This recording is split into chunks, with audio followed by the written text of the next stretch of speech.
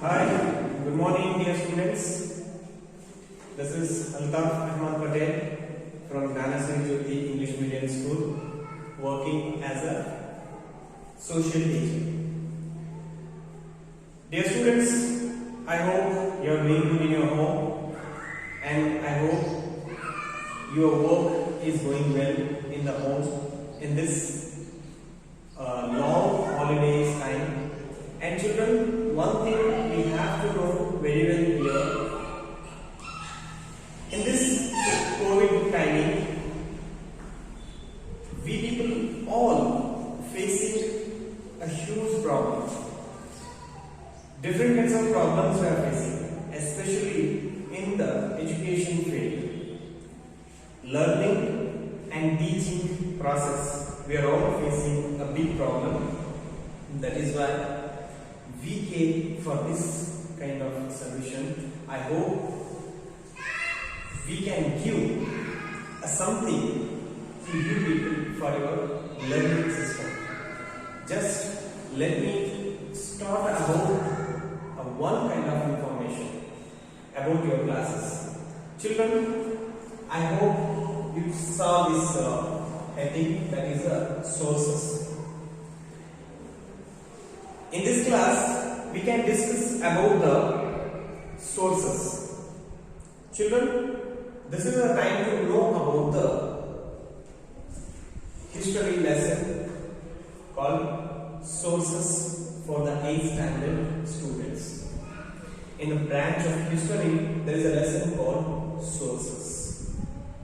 Then, what is sources? Just you can write one thing in your mind, that is a question. What is source? Or what are sources? Children, sources are the evidence. Sources are the evidence for the history. If you want to know about the history of a place, person, monument, building, village, country, anything. If you want to know about them, first, we should know the sources. Before going to sources, just I want to tell you one thing. We are in the history branch. Then what is history? What is history? His story. There is only in the mind, in the world.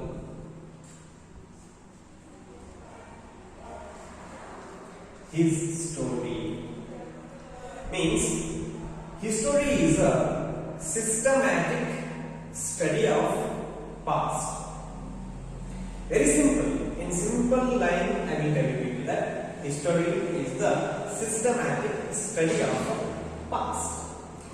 Past events, past stories, past days. In olden days, what happened? How it has happened? With whom? And who did this? What are the questions can we see? All these questions are hidden in the history. So in this history, if you want to know about the history, first we should know the sources. Then what are sources? Sources are the evidence to know the past, evidence to know the history. These are evidence are very important for all of us here. Yes, evidence alone. Without evidence, we cannot accept the history. This is compulsory, it's a mandatory. If you want to tell about the history, if you want to know about the history of a place, if you want to know about the history of a person, if you want to know about the history of a place or a village or a temple, first we should go through the sources. Without evidence, I cannot accept you people.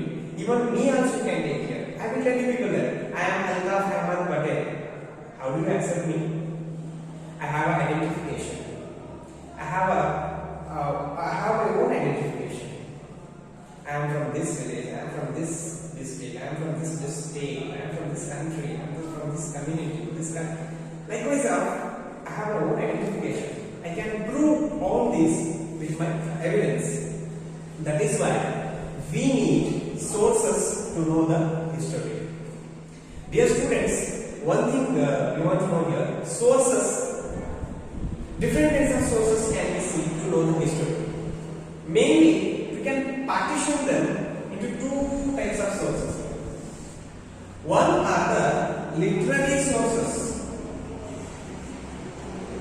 One is literary sources, another one is archaeological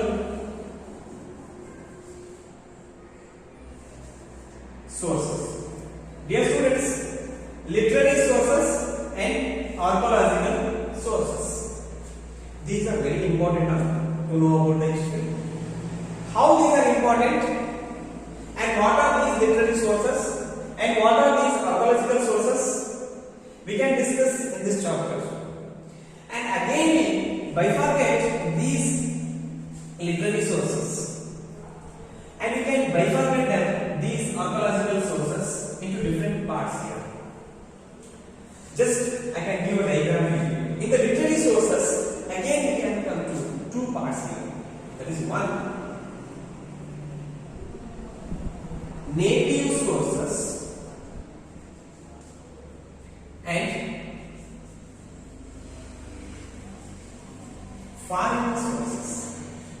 Dear students, native sources and foreign literary sources. In the native literary sources and foreign literary sources, we can know the Indian history and any kind of history. But in our history, in Indian history, if you want to know the Indian history, first we go through these native sources and foreign literary sources. If you come to know about the native literary sources, what are the native literary sources? There is a question in your mind. What are the native literary sources? And what are the foreign literary sources?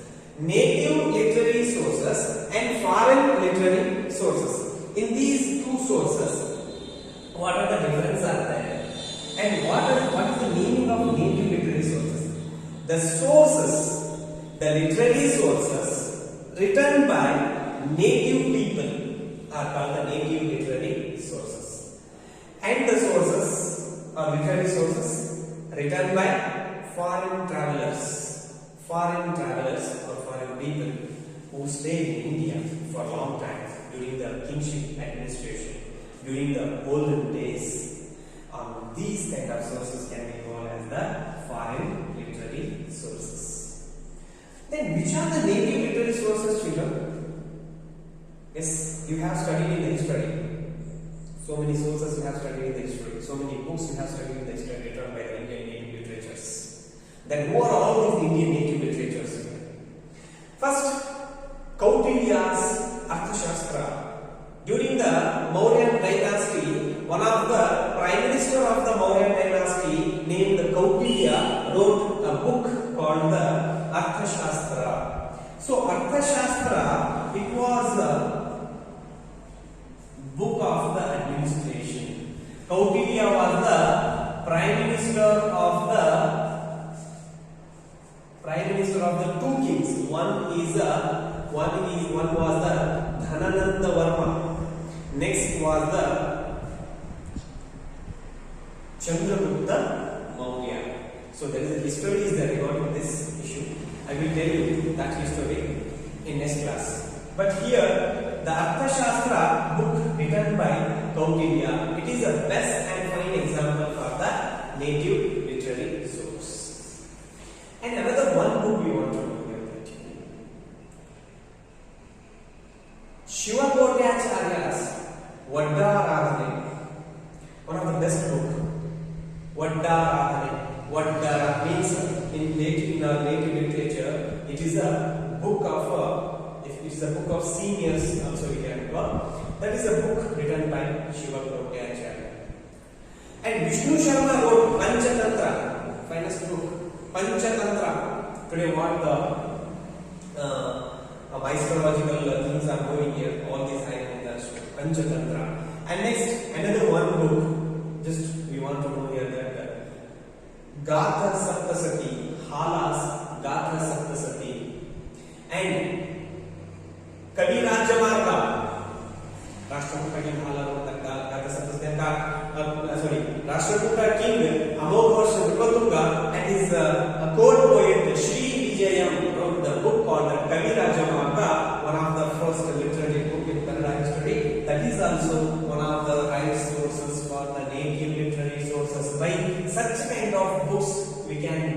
the information about our history, about the Indian history, Karnataka history.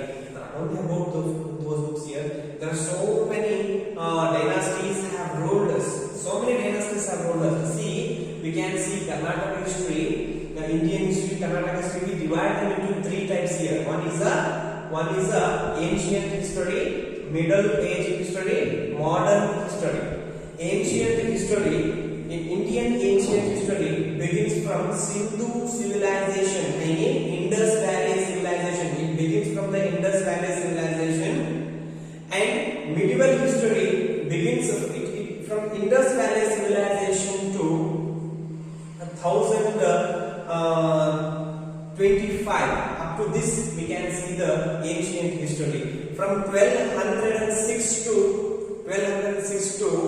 up to the arrival of British and the Aurangzeb's age. We can consider it is the medieval age history. And from there to 1947, we can see the Indian modern age history. In the modern age history, again we can classify them into three parts here. See, we can discuss about it later. But here, likewise in Karnataka history also, children, we can divide the Karnataka history into two parts here. That is the ancient history and medieval age history and modern age history. Ancient history, Karnataka's ancient history. This is from it begins from the Shatavahanas. Why I told you people about the Shatavahanas? Shatavahanas from Kadambas. It begins from the Shatavahanas from Kadambas and ends in the Vijayanagara dynasty. This is the Karnataka ancient history. Shatavahanas means Shatavahanas were the beginners of the southern India. Means the first dynasty ruled in southern India. That was the Shatavahana dynasty. The first dynasty begins its administration in Karnataka. That was the Kadamba dynasty by Mayuravarma Sharma.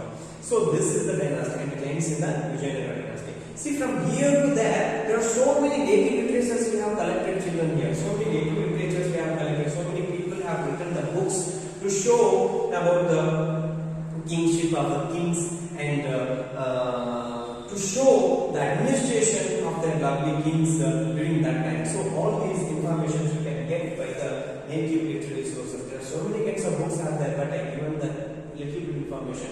Kashmiri history, which can tell about the Kashmiri history, that is a Rajatarangini. Kalhana's Rajatarangini, which tells about the Kashmiri story. Prithviraj Rasu, about the Prithviraj Chauhana. And which is written by Chand Vardai, one of the court poet of the Prithviraj Chauhan. And another one thing we want to know here, that during the Vijayanagara dynasty, Krishnadevaraya wrote the book called Amukta Maulyadam. The book Amukta Maulyadam, written by Krishnadevaraya during his administration. And in the medieval history also we can see so many kinds of native literatures and so many kinds of native literature books also we can see here. So all these books can give us information about the India. And I want to understand this native literary sources. Come to know about the foreign literary sources. Foreign literary sources, few more foreign travelers have visited the India. Few more foreign travelers here, like from China, from Persia, from Italy, from so many places they visited the India, and during that time what books they have written regarding the history of India, all these considered as the foreign literary sources. Example, Fahiyana. One of the Chinese traveler, Fahiyana, who came to India, he wrote the Fokuki, which tells about the southern Indian history. And one of the foreign traveler, another Chinese traveler, Yuan San, came to India. He wrote the book called Siyuki. So this tells about the northern Indian history. And another one foreign traveler who came to India, he was the Megasthenes. Megasthenes wrote the book called Indica. The Megasthenes, one of the Italian travelers who visited India, he wrote the book Indica. Likewise, there are so many foreign travelers visited the India, and they have written the book called they have written so many books which are helping us to know our past, know the past days and olden days in the Indian history. Dear students, this is one of the little bit information regarding the sources and another part of this lesson. And we can discuss again these here archaeological sources remain here. Archaeological sources, in the archaeological sources we can see other different sources here like the monuments, buildings, inscriptions, finds. Monuments, buildings, inscriptions, finds. Buildings, there are so many kinds of temples have constructed during the Indian olden days here. During the kingship administration, we can see the different kinds of temples here. The best examples, Tanjavu's Brihadishwara temple, one of the largest temple in India, which has the highest gopuram in the India. Brihadishwara temple, which was constructed by the Chola period of Chola kings, Rajendra Chola. Next, another one temple we can see here in northern Karnataka. We can see different kinds of temples. We can see in northern Karnataka during the age of Vijayanagara dynasty, during the age of before that Beluru Halebeedu. During the Chalukyas period, we can see the different kinds of temples in the Beluru Halebeedu. During the Faisala's time, we can see the Beluru Halebeedu temples here, and Beluru in the present it is called in the ancient times Halebeedu. It was called as the Dwara Samudram. Presently Beluru and Halebeedu are there in the Hassan district, and which were the places which were ruling by the Faisala rulers that called Vishnu Vardhana, and he was a Faisala rulers literally anciently who was known as the Pitti Deva. So he had constructed so many temples in the Beluru Halebeedu during his administration. And if you come a little bit northern side means we can see one of the finest dynasty ruled in northern Karnataka, that was the Chalukya dynasty. Vikramaditya, who was Vikramaditya and Imadi Pulkeshi, Chalukyan famous ruler. He ruled for longer time here, one of the finest ruler, and he established so many temples. And during the Chalukyan period, we can see different kinds of temples in the Badami, Aivade, Pattarkallu of Bagalkot districts here. In these, and if you move towards the northern side here, in the 13th or 14th century, in 15th century, we can see the different temples were constructed during the reign of Vijayanagara rulers here. Vijayavithala temple, Virupaksheshwara temple. If you move towards northern Karnataka a little bit, with the same name, there was another dynasty was established. Bahumani dynasty was established. Bijapur's Adil Shahi, the best monument is Gol Gumbaz, was the best monument constructed during the reign of Bijapur's Adil Shahi's time here. And children, all these monuments and all these buildings are giving us information about the ancient culture, ancient traditions and customs, rituals, what our ancestors were following in those days. All these information we can get and we know by these monuments and by these temples. And even coins also can tell us, children. Coins also can give us here. What are the coins are here? Children, copper coin, gold coin, silver coin, and even bronze coin also we can see here. In the ancient time, there was silver coin, copper coin, gold coin, and even bronze coin also over here. Bronze coin means instead of zinc and copper is called the bronze, and that bronze coins also you can see during the ancient time. And children, if you have a olden coins or olden days coins here, just you can see in those coins few pictures can be see there. Those are king's picture or temples or kings. Likewise, different kinds of pictures can be seen on the coins here. And another one monument, another one archaeological source is the inscriptions. Children, the different kinds of inscriptions can be made by our ancestors here. Those are copper plate inscriptions, stone plate inscriptions, and wall inscriptions. On the temple walls, they were writing some writings here, sacred writings, or the achievements of the kings, and those are the wall inscriptions. and stone plate inscriptions. On the stone plate, they were writing the achievements of the kings here. For example, Allahabad inscriptions, Ravi Kirti's, Allahabad, Samudragupta's court poet Ravi Kirti has made Allahabad inscription, and Kappe Arnaga's inscriptions, and Ashoka's inscription. There are so many inscriptions can be find during the Ashoka's reign, and who made a wonderful administration in the country. And Ashoka's inscriptions in Karnataka also we can see the Ashoka's inscriptions like in Koppala, Koppala's Gavimata, in Koppala, Maski, Raichur's Maski, Hospet, Palgigundam. So in these places we can see the Ashoka's inscriptions. So inscriptions written on the copper plate, stone plate, on the wall. And another one is the monuments here. Different kinds of monuments are there, and different kinds of statues and idols for the children. The best idols of Beluru Halebeedu, near the Beluru Halebeedu, there is a Shravana Belgola's Bahubali statue which was constructed by the Chaundaraya during the reign of Gangas in the ancient history.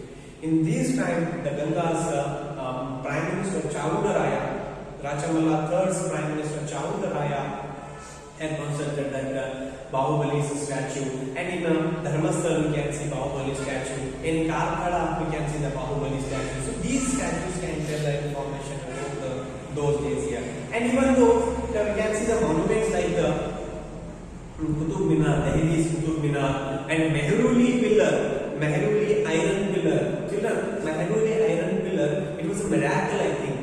It's a miracle in present days here, which was constructed in 15th century during the reign of the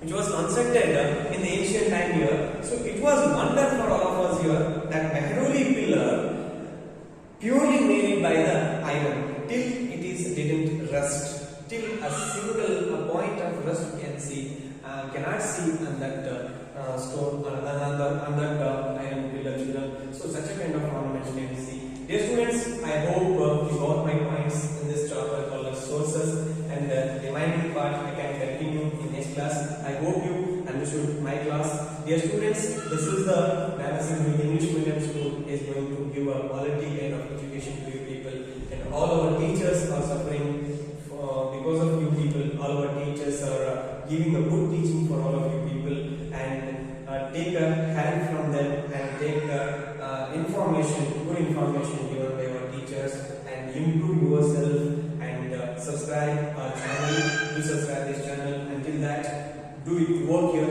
I'll give the later.